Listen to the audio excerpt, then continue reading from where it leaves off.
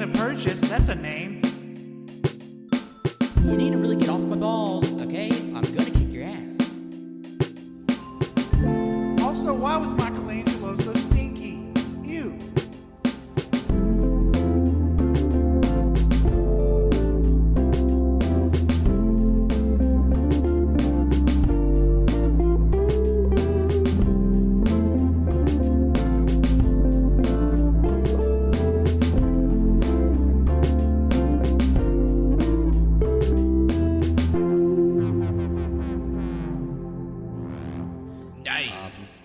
Hello everyone, welcome to the third edition of the Ultraman Files. I'll be your host today, Patrick. And today we'll be discussing a couple of things. We'll be recapping the recap episode of Ultraman Decker and also breaking down episode 6 of the series. And also we'll be getting into the very first issue of the newest Ultraman Marvel comic, The Mystery of Ultraseven. And just diving right into it, we'll be discussing the special recap episode, The Return of Marlulu, which I did think was funny that literally after 5 episodes, there's already a recap episode. And usually these are a little further into the series, but I guess they just wanted to catch folks up to speed with what's been happening. And while that's not really necessary for us, because we just discussed this on the first episode at the top of the month, but just to kind of go over briefly what the story portion of the recap episode was. Basically, it talks about this particular section of the Guts team of the TPU organization, that there is a lone individual who is the sole member of this section, Masamichi Hota. Basically, it's just this sort of middle-aged man as he's keeping this department up and running, and this department is known for maintaining, designing the equipment and weapons and vehicles that the Guts Select team uses. And basically he has this little flashback of working with Marlulu 10 years previous to the series and this department. They were very close, good friends. It's a small team developing the technology that the organization uses. And he's all kind of he's a little bored in his station because he's the only one there, and it's been kind of downsized in as many years, and he's being kind of pressured with deadlines, so he gets flustered and knocks over this giant stack of blank papers. That's oh no, my studies. As he's picking up the pieces, his old friend Marlulu returns, and Marlulu, in case you need a refresher, they were the alien buddy from Ultraman Trigger, who's sort of the tech operative on the bridge of the Nurse Dressai ship. He's an alien Metron, an old Ultraman foe. Basically, he has a kind of a large, kind of oval head, big yellow eyes, this cycling light ornament on his head. He has long sleeves with frilled edges to sort of replicate the kind of tube-like frilled arms of the typical antagonistic alien Metron. But Marlulu, he's a pal, he's a friend of the Guts Select, and he's been involved with the team for years.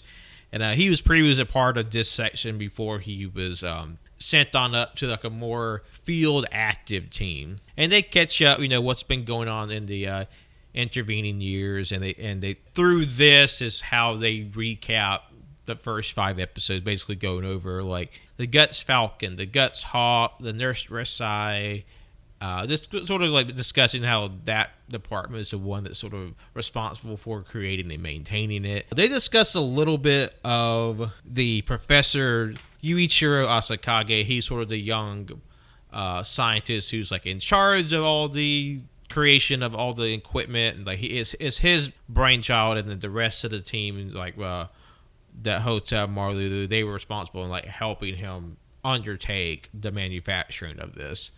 Basically, just to dive back into his little story a little bit, because he's kind of a minor character in this series so far. He's in the opening credits, but he hasn't really been in the series a whole hell of a lot. So this kind of help hey, remember this guy that we haven't really talked about a lot. And then they discuss some of the things that happened in Trigger, because that's where Marulu's from. and they accidentally reveal that Kengo turned into Trigger. Kendo being the previous protagonist, and just blowing Hota's mind that, oh yeah, humans can turn into Ultraman. And he's like, oh crap, that was a secret. And they sort of recap a little bit, sort of the finale of Trigger. Basically, Trigger's revealing his identity as Kengo. His final battle with the evil Ultra Woman, Chimera. His seeming sacrifice at the end of Trigger to contain a massive amount of energy that Chimera was after the whole season. And then they get into a little bit of the Ultraman Trigger and Ultraman Z team up movie. So Z, where they have to combat a evil version of Ultraman Trigger, which through their combined forces, they're able to defeat. Just very quickly, they reiterate the fact that the barrier that the spear aliens have erected, that's what keeps out interaction between any sort of outside forces, keeping out any sort of outside interaction and communication from space and the planet Earth. Marley mentions that the team from Trigger, they've gone out to space to go on to bigger and better things to help, protect the galaxy at large. And he hasn't heard from them since the spear attack, because the barrier, as mentioned, keeps out all outside communication. But Marley is back on the Special Section 3 team to help Hota keep up the good work and keep the Gutsulet team in up-to-date equipment in order to fight off the aliens and kaiju as they come. And have a little bit of a tease with an upcoming weapon designated as DG-001. No idea what that might be. First thing comes to mind, the new weapon to stop alien and kaiju attacks is, of course, your favorite discount grocery store, Dollar General. That's right, Dollar General is the front line in the war against kaiju and alien villains. Yep, so that's the recap, in and out. Basically just the first 5 episodes with some extra little flavor in there. So moving right along to the main review, which will be of episode 6, titled Subterranean Monster Appears and Appears. And this episode opens up with a news team, a camera crew, out on the Central Park area of the city, where they are covering that the Sazame bamboo is flowering for the first time in 120 years. And because this bloom is seen as such a rarity, that it comes with this legend that whenever this bamboo blooms, it's actually an omen of disaster. And honestly, no sooner does this newscast end, the strange things begin to happen. There's a giant golden rainbow that appears in the sky, and shortly thereafter its appearance, a kaiju erupts from the ground. Pagos, the subterranean monster, shows up. And basically, it's kind of like a quadrupedal kaiju with one's running all fours, has these big, large tusks coming out of its mouth, 2 horns in the back of its head, and sort of a ridged back, kind of like a turtle. And if you're familiar with the Godzilla kaiju Anguirus, imagine Anguirus with just fewer spikes. Pagos attacks the city for a little bit, then he digs back underground and disappearing. And Gutsulet has been monitoring the entire event, and so they sort of recap of what Pagos is. And Pagos being a well-known classic Ultra Kaiju. Full name being Pago Tord, it's its scientific designation. It's binomial nomenclature. And basically recapping some of its lore, the rainbow that's seen in the sky is sort of its preemptive display before it attacks. And golden rainbows designate that the Pagos is a male when it appears. And so to get ahead on everything, the captains, they send out Ryumon and Asumi to the ground to sort of investigate what's been happening in the city in the aftermath of the Pagos' attack. During their beat, they discover that the bamboo flowers are wilting because it has really deep roots, apparently, and because the Pagos is digging things up, that's sort of interfering with the blossoming of the bamboo. Asumi, he talks to a nice old lady who says that this is all the Earth God's curse because mankind is interfering with the Earth and doing things they ought not to. Specifically pointing out there's this giant energy factory that's mining for something called super critical metal, or a mineral that's found deep underground, and then they convert said metal into energy crystals that provides like a power source for the city. This is all just mumbo jumbo science, whatever, sci-fi bullshit. As they're investigating more, like, Ryumon is rather pensive this whole episode, like, because part of the previews for this one leading up, like, there's something going on with Ryumon internally. Like, he seems very focused, even more so than usual, to sort of get to the bottom of this kaiju attack. Like I said, and during the investigation, Pagos reemerges and he starts causing a lot more pandemonium, which leads to just like a really funny bit where when Pagos pops out of the ground, Ryumon's like, "Get out of here, Asumi. Get the people out of town. I'll take care of this." And then this man, like, legitimately pulls out his fucking service pistol, his Glock, and starts firing at Pagos, this gigantic turtle kaiju. And then, surprisingly, doesn't do anything. Pagos, like, rustles around, knocks some dirt and debris on top of him. There's actually a really nice miniature effect where Asumi is trying to evacuate a civilian. There's a really nice, like, tunneling effect because to simulate Pagos, like, burrowing underground. They have like his head and directly toward the camera, just like busting through underneath the ground of this set. It's a really nice effect. I really appreciated that, and they replay it in Guts' debriefing of the situation. Ryumon was sent to the hospital. He gets out fine, and he decides because he felt so bad about not being able to do anything to help the situation, he has to hit the gym and just, like, work out the feeling because he's just felt really bad about not being able to contribute more to the situation. And when Asumi just talks to him about this, like, "Dude, what's going on, man? You seem more agitated than usual." And Ryumon just sort of lets a little bit of his history come out because the only thing we knew of him up to this point was that he was rescued as a child by a TPU agent during a kaiju attack. And here he goes on to say that he was actually born into a very wealthy family, and everything came easy to him due to his family's, like, status and resources. But because of that, he felt like he never truly was able to stand out on his own. It's like he just felt fucking, well, if I get everything I want because of my family's, like, wealth and connections, like, then what abilities do I actually have?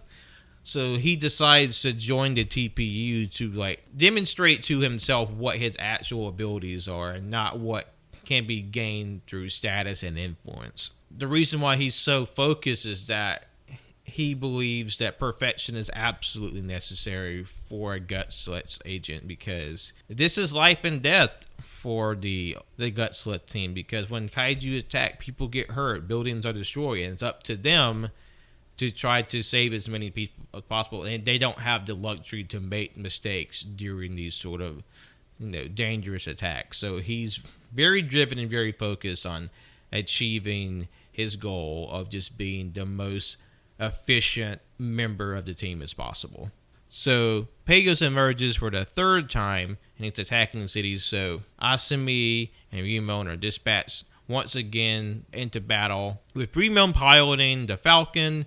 So he's, like, strafing around, firing off rounds on Pagos as it's sort of, like, barreling through the city. And Kurino and Asumi are evacuating people. Asumi finds the right moment to sneak away, turns into Ultraman Decker, and then he confronts Pagos on the center of the park because they realize that, or rather Ryumon realized that Pagos was actually attacking the city and energy sources in a perimeter around Central Park, which they deduced that underneath the park is actually where Pagos' nest is, and he's sort of attacking close by his nest and bringing it back to his resting place so he can devour, because he's such a big kaiju and is known for eating almost exclusively this super critical metal. That's why he's attacking all these energy factory industries, because that's what the power is derived from, this sort of the breaking down of this, like, fancy sci-fi metal. So when Decker and Pagos are, like, scrapping in the city, there's a great bit where essentially Decker hits Pagos with a dragon screw twists, and like he grabs it by the horn and spins him around like on the. He ends up kind of like spinning himself out, and he crashes into the ground. So when he goes to stand back up, tentacles shoot out of the ground and like attack Decker. It's like, whoa, what are these tentacles coming from? It's in this moment that Ryomon's like thinks like, okay, this whole time it felt a little weird because Pagos is this big lumbering tortoise-like kaiju, because there's no way that he's been conceivably able to hit all these locations in the city as quickly as his have, because that's something that was coming out through the episode. Is like, normally he's not able to move this fast, so something seems a bit off. It's during this moment they realize, oh, the reason why it seemed like he's moving so fast is actually there's a second kaiju that's been attacking in conjunction with Pagos.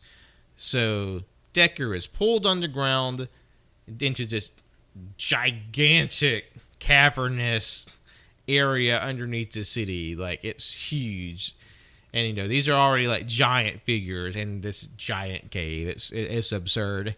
And you have Pagos and Decker facing off, and the second kaiju reveals itself being Gudon, the subterranean monster. Gudon's being a well-known older kaiju. It basically looks kind of insect-like, kind of bipedal, long tail, like segmented insect-like armor, insect-like horn, spikes across its body, but also its hands are these giant, long, whip-like tentacles. That's when both kaiju just gang up on Decker, like smacking him around. But Gudon is definitely the leader of the pack. He's definitely like, he will whip Pagos around to get him to attack more ferociously or get back up when it's not down. It was during these little moments I'm thinking like, oh, is Pagos kind of like this sympathetic kaiju? Like, is it being like bullied by Gudon into attacking? But that didn't turn out to be the case. It was just more so Gudon was that head honcho, and then Pagos was like the lackey of the duo. As Decker is trying to fight off both of these, Ryomon in the Falcon falls him through the hole that was dug out into the underground cavern, and when he shows up to lend a hand, like shooting off his rounds to fight both of them, that's when like more chaos gets stirred up, because like during all this commotion wakes up other kaiju. So this is like cavalcade of kaiju. You have a Telesdon shows up in the fracas, and Telesdon being a very classic, very old kaiju. It looks kind of like a brown lizard-like kaiju, like kind of segmented in a way as well. And then there's like a sheet of rocks fall down and reveals like a colony of twin tails, like these earwig centipede-like kaiju. And they have an interesting design in their suits, because it's meant to look like a kind of centipede is reared up with its head on the ground and its tail kind of in the air menacingly. In actuality, like the suit actor's head is at the base of the tail with the pincers and the little feelers, and their feet's at the head. So like it gives this illusion of like this kind of bug that's kind of fenced itself up to be more threatening. So there's like a whole army of them, and they're wiggling around, being very menacing. It's at this point that Decker realized he's outnumbered. So he summons one of his card kaiju, one of his allied kaiju, and this being Agira. Basically imagine kind of like a Triceratops-like kaiju, but which is just a single downward-facing horn. Agira like charges its energy into its horn and just lunges straight ahead into Telesdon, just like tackles him, spears him, and then just like immediately explodes upon contact. And Agira just like worn out by the battle sort of dissipates away. So that's one kaiju down, several more to go. This is where Ryomon realizes they have to be more strategic, because the odds are still against them. The numbers are not in their favor. So he devises a plan. He shoots like a tracker missile into the back of Pagos' head, and then he tells the captain and the nursetress side to shoot their big, super serious laser. So the nursetress side goes into battle mode and transforms from like this ship and unfolds into basically a dragon, which is a really cool bit, because I remember when Nurse Dresslight ship first appeared in Trigger, I was like, okay, this thing's gonna transform at some point, and sure enough, it did. And so they show off the battle mode again. This giant, like, long Asiatic dragon, like serpentine moving through the air, and then it fires its big fuck all laser deep into the ground, guided by Ryomon's tracker on Pagos, and they blow him the hell up. It's not just like he gets hit with kaboom. Like, it actually, you see it hit Pagos' back, punch through his chest, through his back, and then he just explodes in this massive fireball. At this point, Decker is running low on energy, his chest icon's flashing, and he starts dipping and dodging Gyudon, the energy beams, and when he rolls out of the way, Gyudon accidentally blows up the Twin Tail army, in case you forgot about them. So they get exploded. There's like bugs and bug body parts flying everywhere, and then like a rock slide crushes the remains of the Twin Tail colony. And at this point, Decker just, it's like, okay, no more screwing around. I got to end this quick. So he transformed into his blue form, the miracle type, with a lot of like fancy powers and abilities.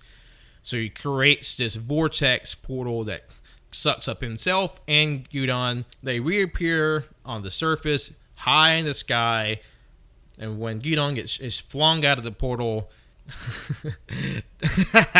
Decker just like starts charging the beanie, and I was like, "No, ma'am, was this boy playing Fortnite? He's about to hit a Kamehameha." Summons his big energy ball, flings it at Gyudon, and Gyudon tries to push it away with his energy beams, but to no avail. He hits it, big explosion in the sky, and that's the end of the Kaiju Menace for this week. And so in the aftermath of the big battle, the captains on the gut scene, they have like this conversation to themselves, sort of praising Ryomon's like excellent observation skills, mental acuity, and sort of like grace under fire. But they are very concerned with like his sort of drawbacks. Like, yes, he's a very keen mind on the battlefield, but he's sort of obsessed with perfection. Like, and obviously perfection's not attainable. The harder you chase trying to make something perfect, the more you're going to fail, because like that's just not something that's achievable. And they're concerned about that, as well as his reluctance to open up to his teammates and distance himself from them. They sort of like put it to bed for now, and just like, they have confidence that working together, the team will sort of balance each other out and be able to become a more efficient, well-rounded individuals on the team. And the last part of the episode is sort of Asami and Ryomon having like a private moment in the locker room. It's like, and that's where Ryomon sort of goes back over his mission statement. The reason why he joined the team, the reason why he's working so hard, is that he was saved as a child during a monster attack. And it's because of like the quick acting nature of this team member and like the skills they had. That was why he was able to be saved. And he realized in order for him to be like the agent that saved him, he has to be on the top of his game. He has to be the best he can be. He believes that because this is life and death struggle, they don't have the time to mess around. It's like you only get one chance to save the people during these dangerous situations, and their team is very small. They don't have a lot of active agents who are able to fight against the kaiju, so he has to work even harder to overcome their short numbers and try to help as many people as they can. So that's why he realizes he believes he has to be perfect in order to do that. And this is when Ryomon and Asami have like this moment of understanding and respect for each other, that even as like frosty as Ryomon is, he has like a sincere desire to help others just as much as Asami does, even if Asami is a little devil-may-care, at least on the surface. That's sort of the basis of episode 6. Not a bad episode. It's definitely pretty straightforward, although I did love just having like a whole bunch of kaiju in this episode, with Pagos, with Gyudon, with Talistan, and in like all the CG Twin Tail just like wiggling around. in the background. So not a bad episode. Next episode, episode 7, is definitely seems to be a big one. This setting up the big team up episode between Decker and Trigger. Curious to see how Trigger makes it back to Earth, considering the spear's like nigh on impenetrable barrier around the planet Earth. So I'm interested to see how that team up gets going, and it looks like they'll be facing off against the final kaiju from Trigger. So like, how does that get resurrected? I'm interested to see how they work together in the next episode. All right, and the next item on the docket for today's episode is the overview of the very first issue of the Mystery of Ultraseven, the third Marvel Ultraman comic miniseries, and we'll get deep into that after this break. Hang tight.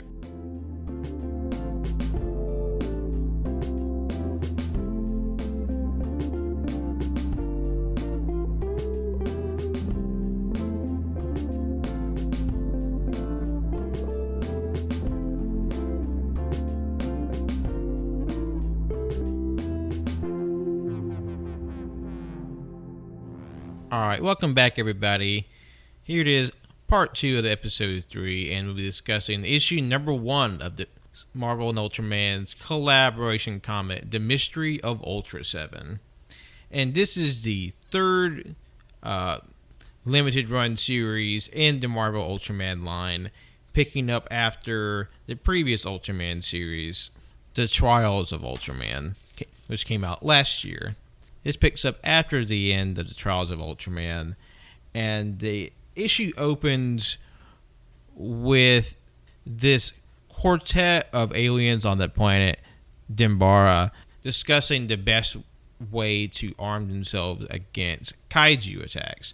Basically, they're sort of wanting to strengthen themselves personally in order to fight off kaiju instead of relying on the Ultras. And Ultraseven is there with this glowing orb, which releases a classic Ultra monster, King, on a more, quote, human-sized basis to fight this quartet and sort of like strengthen their resolve and physical determination to fight off the kaijus individually. But unfortunately, the kaiju's too strong. They're not able to fight it off, and Ultraseven has to step in to fight off King, and he's then reabsorbed back into the glowing ball. It's basically the kaiju space, because in the previous series, which I do plan to cover at a later date on the Ultraman Files, the Rise of Ultraman series from 2020 and the Trials of Ultraman series from 2021, basically just sort of to give a quick recap, it was discovered that kaiju are trapped within like this pocket dimension where they're sent, and they can sort of be sent in and out from at will with a certain device, or due to the weakening of dimensional walls, they're able to escape by themselves. And in this case, this orb is sort of like a gate key into this pocket dimension where kaiju are sent. And so it's sort of kind of like a phantom zone, to borrow something from Ultraman story. And that's where the King's sent back into.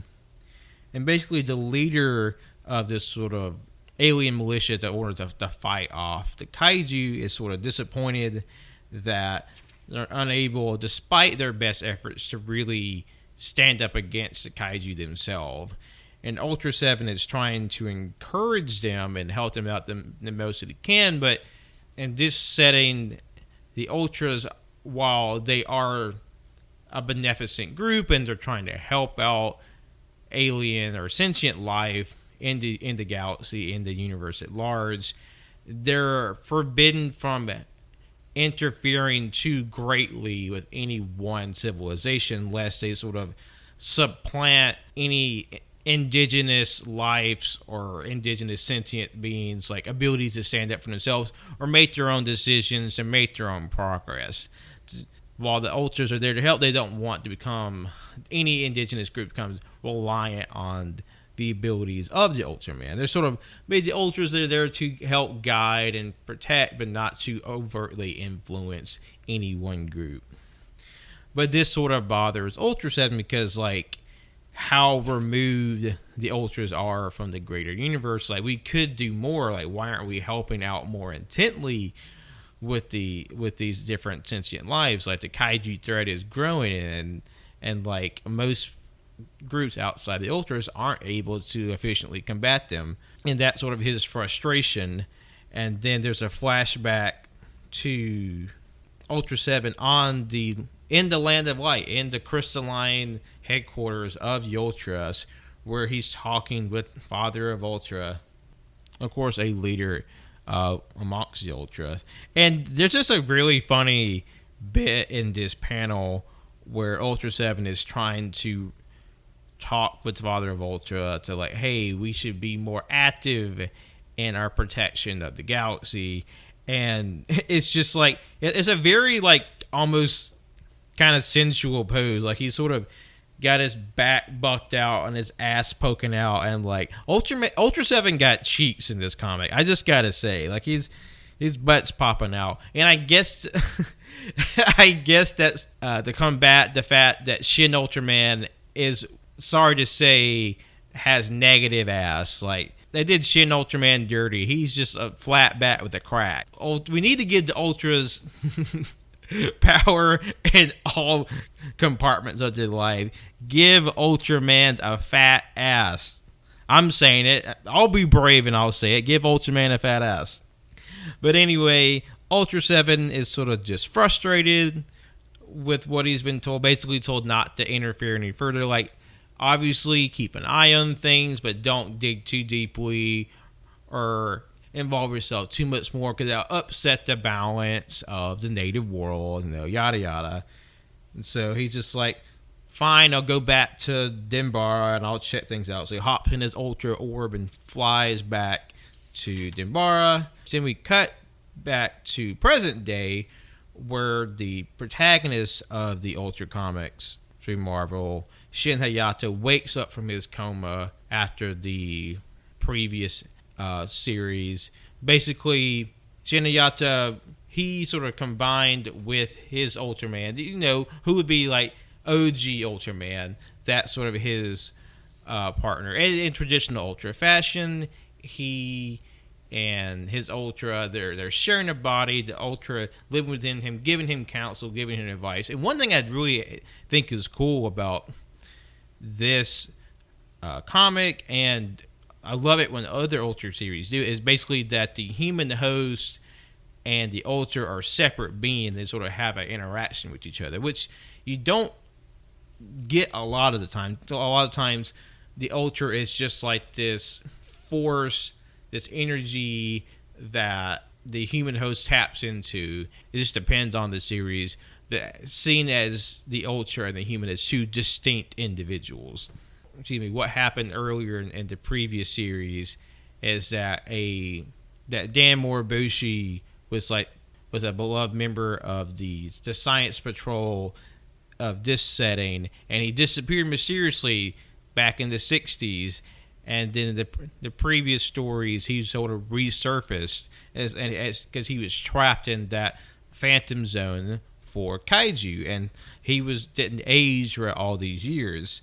And so when he escapes, he has this sort of adventure back, or has this adventure with Shin, but unfortunately he turns on Shin and he drains the Ultra essence out of Shin, leaving him comatose, but giving him the ability to transform into Ultraseven, which sets a course for what this series is, the Mystery of Ultraseven. What does it mean? How is he connected to Dan? Why did Dan sort of, quote, seemingly betray Shin and the organization as a whole? What does all of this mean? Shin wakes up in the hospital of the United Science Patrol, and he's sort of like trying to put everything back together. And so he's feeling very lethargic and confused as to why he's getting these dreams and memories that aren't him. Basically, he's had the story that opened up the issue about Ultraseven on that other planet. That's a memory that's being sort of transplanted into his head. And they theorizing that because there's this sort of interaction of energy between Dan and Shin, that some of Ultraseven's memories like faded into Shin, and that's why he's sort of getting like these weird bits and pieces. And the director of the United Science Patrol, Ichin Otani, is sort of keep getting him up to date about what's been happening. So Ultraseven is in the area, like he's fighting kaiju. He's sort of like kind of causing ruckus. And there's a really cool 2-page spread of Ultraseven fighting an King, just like super kicking him into a building. And they're just, everybody's just wondering, like, what is Ultraseven's deal? Like, he's fighting off the kaiju, but he's kind of being something of a destructive force in the area, even more so than usual collateral damage that happens when fighting kaiju. And then, like, as they're talking, Shin sort of loses consciousness again. And it seems like whenever Ultraseven is active, Shin has a hard time staying conscious because his energy was taken from him as an Ultraman. So he's trying to figure out, like, because it's basically kind of almost like they're sharing this sort of reservoir of energy. And so whenever Ultraseven is active, he has to go back into dormancy. And sort of this leads into another one of Ultraseven's memories of when he gets back to the planet Dembara and see that the planet's in complete and total ruin. The planet is destroyed. The kaijus have attacked, and they, like I said before, they had no great capability to fight off the kaiju, so the planet was destroyed. So he's just frustrated. He takes out his frustrations on a flying kaiju that comes to attack him. He kicks it into the air, destroys it. So he goes back to his Ultra Orb and sort of starts to, like, digging into what to do next. And it's through here that he kind of like gets more into the detail of what was sort of set up in the previous series, that the head of honcho of the United Space Patrol, Executive Director Morheim, is this woman who seemingly had some mysterious deals with an alien force and Dan Moriboshi's time. And so Ultraseven is investigating this. And so it cuts back to modern day, where the executive director is visiting Shin in the hospital. And she's trying very pointedly to get information out of him regarding Ultraseven. But of course, Shin is like, he's barely been conscious. So he's having a hard time understanding himself, like, why is he feeling this? And she's just sort of being very blunt and direct until figuring out why this is happening. She wants to know more about Ultraseven and his connection with him.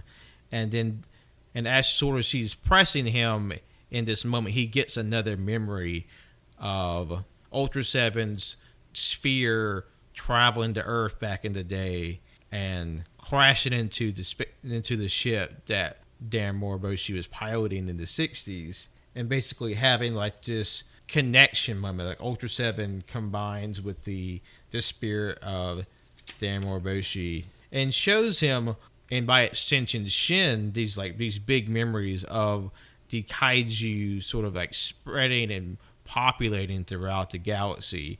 And Executive Director Morheim is being even just like outright screaming at Shin to give heard information regarding Ultraseven, but he just is incapable of articulating, because it's just like these painful memories are just flooding into his body. Because during this memory where Dan Moriboshi is sort of seeing the images of the kaiju propagating throughout the universe, Ultraseven sees something off screen behind Dan Moriboshi, and it's in this revelation that Dan Moriboshi was seemingly killed in this moment, because while in sort of their shared mental headspace, Ultraseven was explaining what ultras are and like why he saved them. A kaiju had manifested behind him and skewered Dan Moriboshi with his tail. The King that seemingly is recurring throughout the whole issue stabs Dan Moriboshi through the back into the chest and like seemingly kills him. And that's where the main story of Ultraseven ends for this issue.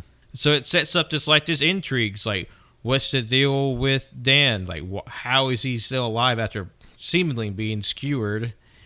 And like, why is Ultraseven sort of like going against his leader's authority into like to be more like proactive and fighting the kaiju, and sort of what this means for Shin and manifesting as Ultraman, because at this point he has no ability to transform. Like he can't even feel Ultraman within him, so like he's completely cut off from the power and abilities that he's grown accustomed to. And I'm curious to see how it pans out. Even though that's the end of the Ultraseven story for this issue, that's not the end of the book. We still have a few backup stories, including like a little cute like one-page story, like backup story. Gurihiru is a well-known Japanese artist who works a lot with Marvel recently.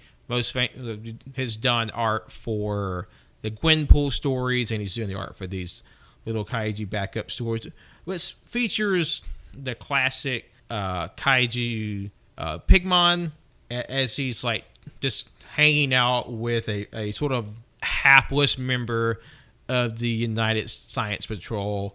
And in this page, a alien Dada is attacking, distorting reality, distorting gravity. He's like sucking things up into a vortex. And with the Kaiju Step series, basically Pigmon's sort of like dispensing information and like how to act during a kaiju attack. And he's assuaging a father and his son. You know, everything's okay. The Science Patrol is here to help, and the agent will step in.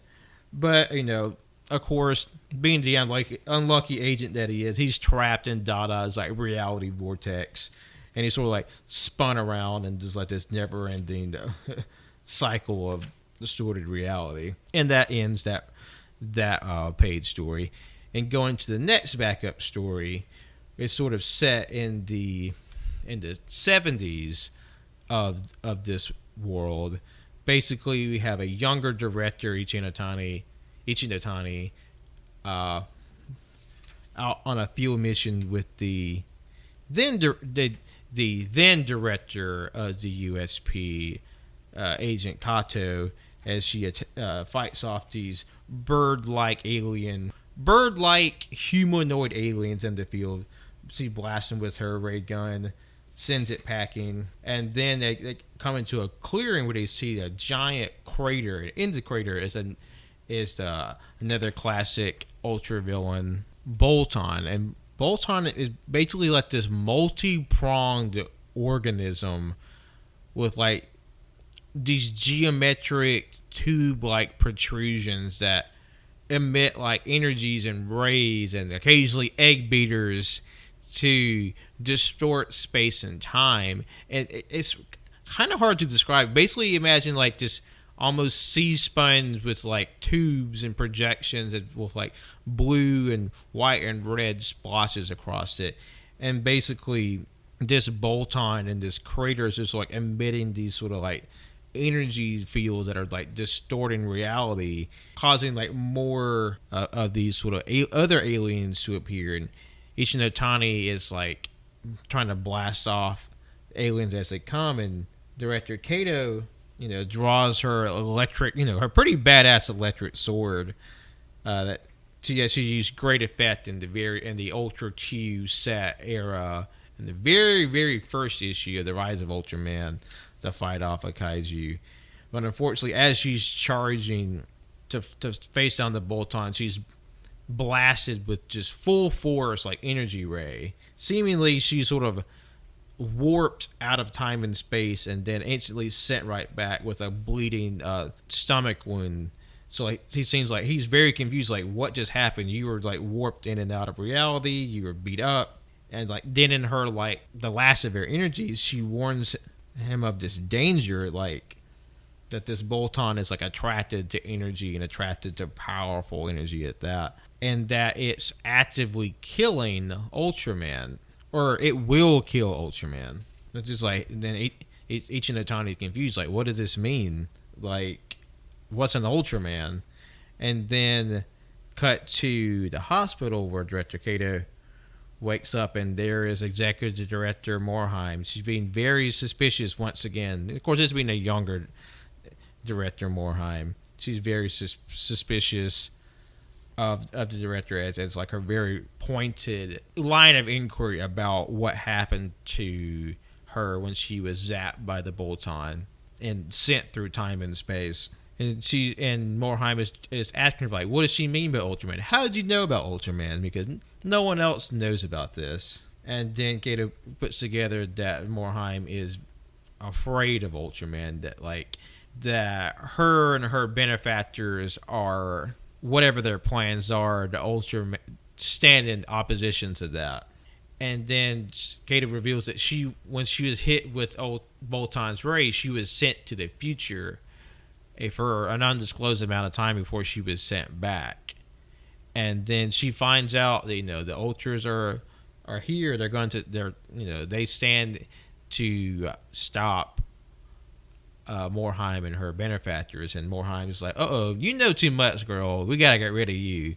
So there she attacks the director, Kato, and then she strangles her in her bed. And then she walks back out of the hospital room into the hallway where a weary Ichinotani is waiting, and she's just like, oh, I'm sorry, she succumbed to her wounds, she died, as she's there sort of counseling Ichinotani, and it's like, and this moment of grief is like, we'll make sure she gets the hero's funeral she deserves. And she's like cloaked in shadow as she departs from the room. This is sort of like this backup story, this secondary plot as to what happened in the past. Like, what's the deal with Executive Morheim?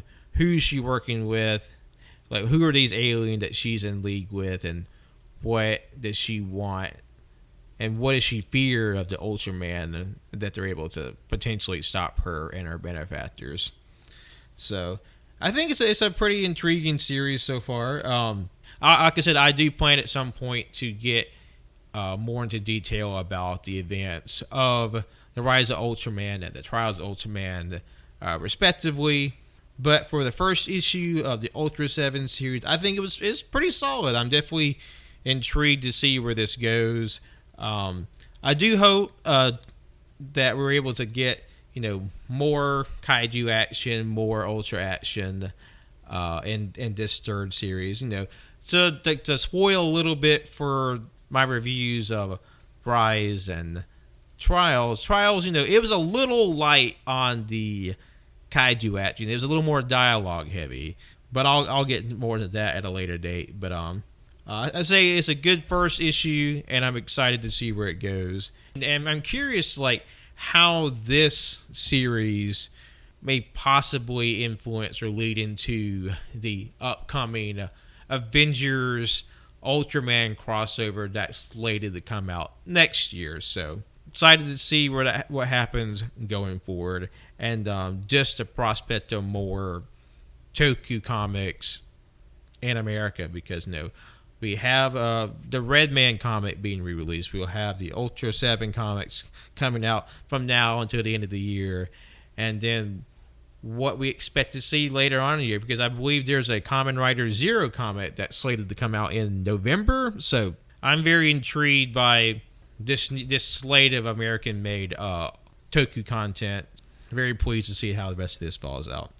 I think that will be where we'll cut it off for today. Thank you so much for your patience and the intervening week. And then please join us for the next installment of the Ultraman Files. We'll discuss more Ultraman Decker and any fun Ultraman content that comes up along the way. Be sure to like, rate, and subscribe wherever podcasts are found. That's SoundCloud, Spotify, Apple Podcasts. Be sure to like, rate, and subscribe on all those platforms. Helps us out, keeps us visible, puts us in front of more people.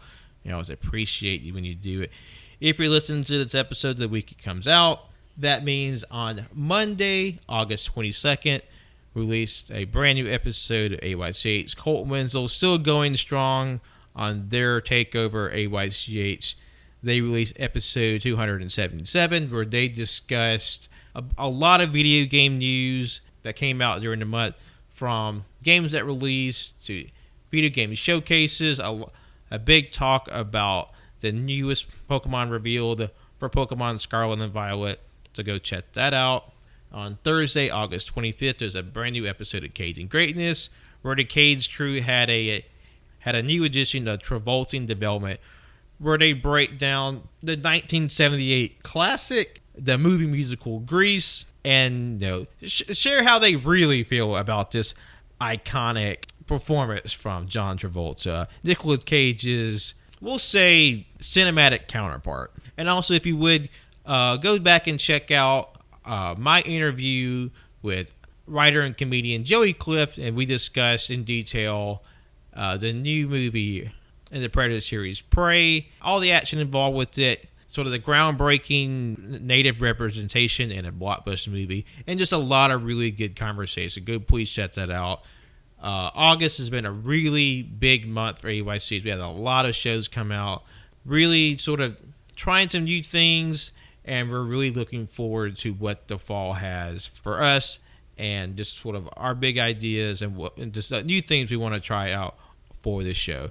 So be sure to check all those things out when they come. We appreciate you as we sort of go through our little experimental phase with AYCH, just trying new things out and try to put out as much interesting content for you all to enjoy. So we really appreciate you listening to all those shows and listen to this and just keeping the lights on and keeping us motivated to keep trying and making new things.